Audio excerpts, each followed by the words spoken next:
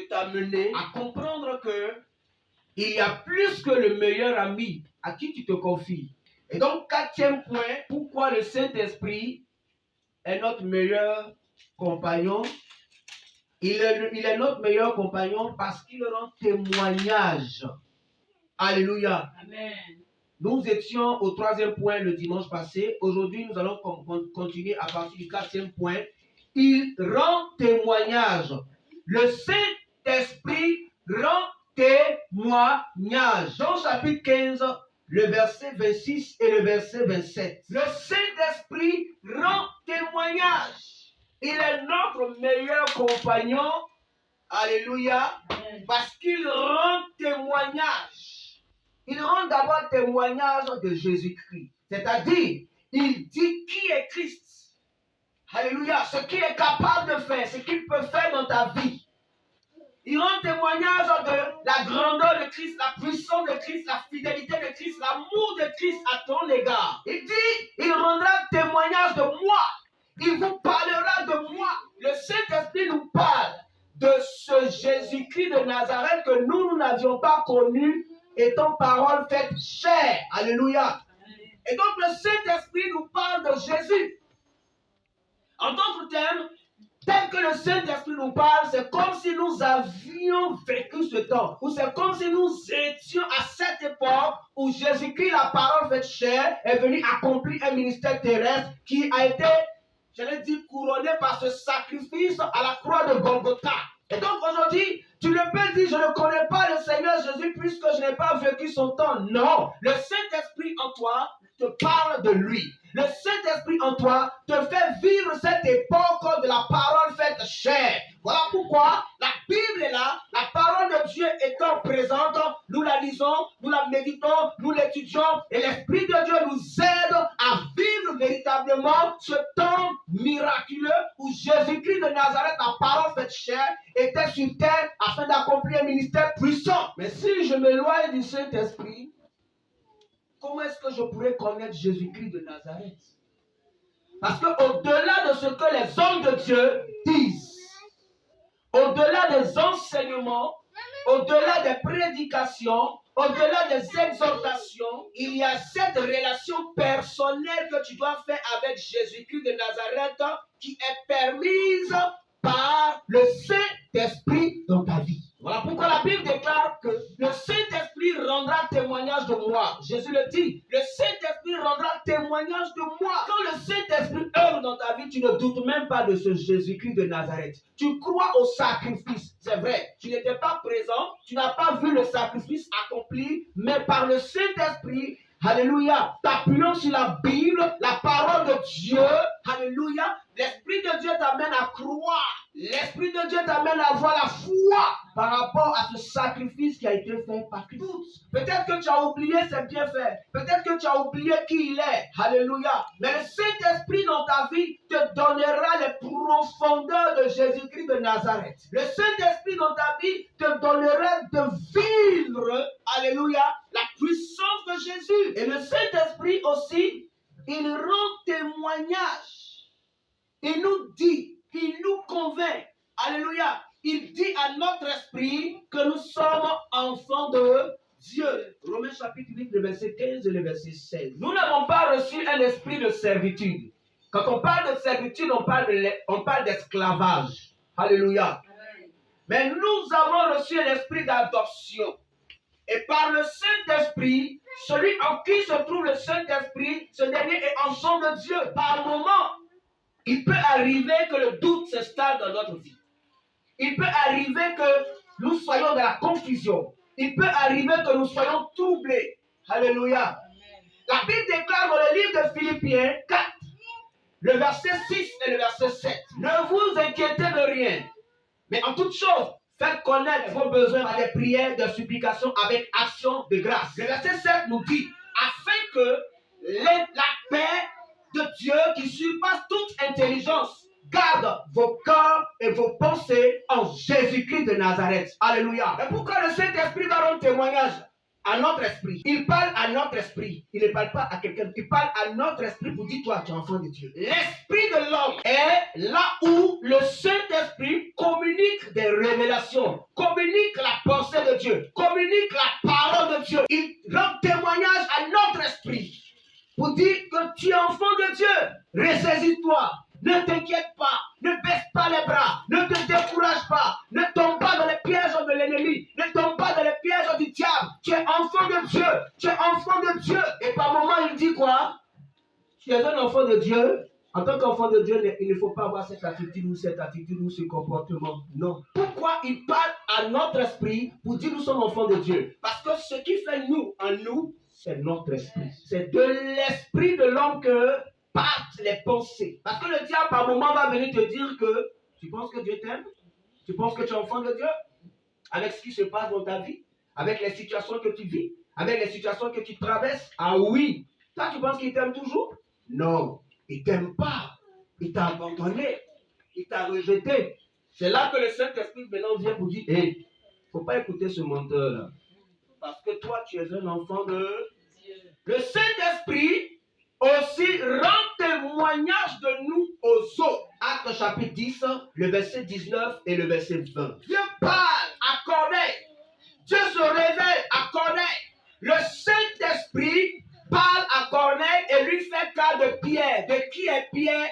Alléluia. Amen. Afin que celui-ci envoie ses serviteurs chercher Pierre à Jopé. Et Pierre là-bas, étant sur la dalle, priait. Et pendant qu'il priait, il reçoit une révélation. Une révélation où il voit des animaux impurs qui autrefois dans l'Ancien Testament n'étaient pas consommés. Alléluia. Et Dieu lui dit, tue et mange. Il ne comprend pas la vision. Et pendant que celui-ci est en train de réfléchir, il y a 3 personnes qui viennent taper à la porte de celui chez qui il est. Et on vient lui dire, ah, il y a des personnes qui te demandent. Et l'Esprit de Dieu lui dit, ces personnes qui te demandent, ces 3 personnes qui te demandent, c'est moi qui les ai envoyées vers toi. C'est là qu'il comprendra après la révélation reçue. Mais l'Esprit de Dieu dit à Pierre, c'est moi qui ai envoyé ces personnes vers toi. Mais il ne connaît pas Corneille, il ne connaît pas ces personnes. Alléluia. Et ces personnes aussi ne connaissaient pas Pierre. Mais le Saint-Esprit parle de Pierre à ces personnes, conduit ces personnes vers Pierre. J'aimerais dire à quelqu'un, parce que tout simplement tu connais le Saint-Esprit et que le Saint-Esprit en toi, le Saint-Esprit te donnera, alléluia, alléluia, de te connecter avec des personnes que tu ne connais pas et qui participeront à ton élévation, qui participeront à ta bénédiction. Parce que je parle à quelqu'un, ce n'est pas seulement celui que tu connais, ce n'est pas seulement par celui que tu connais que la bénédiction viendra, que la solution viendra. L'Éternel te mettra en contact avec des personnes que tu ne connais même pas, des personnes qui ne te connaissent pas, des personnes à qui le Saint-Esprit parlera de toi, des personnes à qui le Saint-Esprit rendra témoignage de toi, des personnes à qui le Saint-Esprit parlera de toi. Ne regarde pas à ce que tu as l'habitude de voir, parce que Dieu voit au-delà de ce que tu regardes. Dieu voit au-delà de tes limites. La Bible déclare que la bénédiction viendra de l'Éternel. Je préfère être devant la face de Dieu que de me produire, comme les jeunes disent, ou de me montrer, faire du tape à l'œil. Quand je vais faire comme si à la personne va voir comment je suis et tout. Tu peux faire tout cela et rien ne va sortir. Tu peux faire tout cela et rien ne va se passer. Parce que c'est Dieu, alléluia, qui touche les cœurs. C'est Dieu qui conduit les gens vers nous. Amen. Je ne te dis pas de ne pas frapper aussi. Parce que la Bible dit tu frapperas et on t'ouvrira, n'est-ce pas? Amen. Je ne te dis pas de ne pas faire de pas. Non, mais je te dis de plus croire en Dieu qui a la capacité de pouvoir te conduire, même dans des endroits que tu ne connais pas, qui a la capacité de pouvoir envoyer vers toi des personnes que tu ne connais pas pour te bénir. Amen. Alléluia. Amen. Pour te bénir. Praise the Lord. Alléluia. Que Dieu nous bénisse. Amen. Comme 5e point, le Saint-Esprit est notre meilleur compagnon parce que il nous aide dans nos faiblesses. Quand on parle de faiblesse, on parle de manque de force, manque de zèle, manque d'intelligence, manque de sagesse, manque de puissance, manque de ressources. Alléluia. Manque de talent. Praise the Lord. Quand on parle de faiblesse, on parle de manque de force morale. Et la Bible déclare que le Saint-Esprit nous aide dans nos faiblesses. C'est-à-dire que le Saint-Esprit nous rend capables. Alléluia. Amen. Il comble le manque dans notre vie. Il comble le manque dans notre vie. Il nous permet de pouvoir faire des choses qu'autrefois nous ne pouvions faire. Le Saint-Esprit nous rend forts. Là où il y a la faiblesse, il nous rend forts. Là où nous ne sommes pas forts, il nous rend forts. Là où il y a manque d'intelligence, de sagesse par rapport à certaines situations propres à notre quotidien, le Saint-Esprit nous aide à mieux réfléchir. Il nous aide à manifester la sagesse. Et donc ici, il nous rend capables de fuir le péché, capables d'éviter le péché, comme Joseph, qui a fui devant la femme de Potiphar. Yes, il a préféré fuir. Et le Saint-Esprit lui a dit, il faut partir. Mon ami, il faut quitter ici. Est-ce que je parle à quelqu'un? Amen. Yes. Le Saint-Esprit nous aide. Il nous rend capables. Même si nous n'avions pas cette connaissance, l'intelligence développée, la sagesse développée, le Saint-Esprit avant. Tu te disais peut-être que est-ce que moi je peux atteindre ce niveau? Est-ce que je peux faire ceci? Est-ce que je peux faire cela? Est-ce que je peux avoir cette attitude? Le Saint-Esprit est celui qui agit puissamment. La Bible déclare que pour la construction du tabernacle, un homme appelé Betsaléel, alléluia, Dieu par son esprit l'a rendu capable de pouvoir inventer des choses. Exode chapitre 31, du verset 1 au verset 5 nous dit ceci. Alléluia. Amen. Oh my God, Shakarama. Il dit, je l'ai rendu capable de faire des inventions. Aujourd'hui, nous utilisons des choses qui ont été inventées par des personnes. Et donc, Dieu nous donne la capacité de pouvoir inventer. C'est-à-dire, quand on parle d'invention, c'est d'amener quelque chose qui n'existe pas à l'existence. Est-ce que je parle à quelqu'un? Amen. Amener quelque chose qui n'existe pas à l'existence. Ça n'existait pas. Et par toi, la chose existe. Dieu te donne la capacité de créer. Parce que l'esprit créateur se trouve en toi. Le Saint-Esprit. Il a donné à Betsaléel la capacité de pouvoir inventer. Ce n'est pas la capacité de prendre quelque chose fabriqué à partir de cette chose, non, la capacité de pouvoir inventer. Oh my God. Je vais te dire quelque chose. Même si tu n'es pas allé loin dans les études, même si tu n'as pas eu des diplômes extraordinaires, même si tu n'as pas un niveau d'études très élevé, mais tout simplement parce que le Saint-Esprit en toi, il peut t'amener à faire des choses extraordinaires.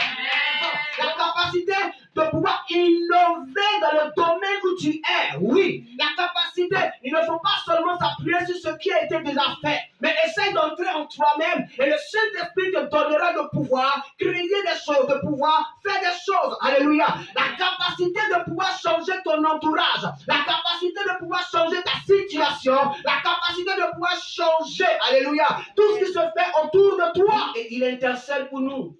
Le sixième point, il intercède pour nous. On vient de le dire tout à l'heure. Il prie pour nous. Il intercède pour nous. Alléluia. Une force ne peut pas prier. Une force ne peut pas intercéder. Intercéder, c'est soutenir quelqu'un. L'intercession, c'est quoi? C'est soutenir autrui. Soutenir quelqu'un. Et le Saint-Esprit intercède pour toi. Non seulement il te donne la force de pouvoir prier, mais il aussi intercède pour toi. C'est-à-dire que même les éléments que tu n'as pas touchés, peut-être souvent, nous nous retrouvons fatigués. L'Esprit de Dieu intercède pour nous. Alléluia. Il prie pour nous. Il plaide pour nous. Devant la face de Dieu, il intercède pour nous. Le Saint-Esprit nous donne des orientations. Il dit non, ne fais pas ceci, fais cela. Non, n'entre pas ici, entre là. Non, alléluia. Amen. Le Saint-Esprit nous donne des orientations. Des orientations par rapport à notre vie sentimentale aussi, il le fait. Des orientations par rapport à notre marche professionnelle. Des orientations par rapport à nos affaires, parce que souvent on ne sait pas trop quoi faire ou comment faire. Est-ce que je parle à quelqu'un? Des orientations par rapport à notre marche au quotidien. Alléluia. Par moments, nous sommes un peu conduits par la chair et posons des actes contraires à la pensée de Dieu. Alléluia. Acte chapitre 16, le verset 6 et le verset 7. Ayant été empêchés par le Saint-Esprit d'annoncer la parole dans l'Asie, ils traversèrent, alléluia, la Phrygie et le pays de Galatie. Verset 7. Arrivés près de la Mysie, ils se disposaient à entrer en Bithynie. Mais l'Esprit de Jésus ne le leur permit pas. Il partait par exemple à Djamé, prêcher l'évangile, et le Saint-Esprit lui dit, non, ne va pas à Djamé, il faut partir à Yekoubo. Est-ce que je parle à quelqu'un? Amen. L'Esprit de Dieu. Waouh! Et quand c'est comme ça, en suivant ses prescriptions, en suivant ce qu'il te demande, tu demeures dans la victoire. Amen. En suivant ce qu'il te dit, tu demeures dans la victoire. Amen. L'Esprit de Dieu est capable de te dire, change de voie, change de chemin, change de personne, change de lieu. Il faut être à l'écoute du Saint-Esprit. Amen. Amen. Il nous oriente. Parce que lui, il sait ce qui est bon pour nous. Il nous oriente. Voici ce que nous venons de lire. Changer l'itinéraire d'une personne qui partait évangéliser. Il va dire non, c'est le diable. Je me vais évangéliser à Benjerville. Et puis, le diable me dit de ne pas aller à Benjerville, de partir à Yopougon. Ça, c'est le diable. Alors que peut-être qu'à Benjerville, il y a des personnes qui doivent être sauvées. Ah oui. Souvent même, l'Esprit de Dieu nous parle de certaines choses. Nous trouvons que c'est le diable qui est en train de nous parler. Mais nous en parlerons plus tard. Il nous donne des orientations. Que Dieu vous bénisse. Amen. Et si pour faire la première grande partie, alléluia, amen, qui est la plus importante, je peux le dire. Les autres aussi sont des parties importantes, mais pour un début, il est important de savoir que le Saint-Esprit est une personne. Une personne à qui on peut parler et qui nous parle. Alléluia. Amen. Que Dieu vous bénisse. Amen.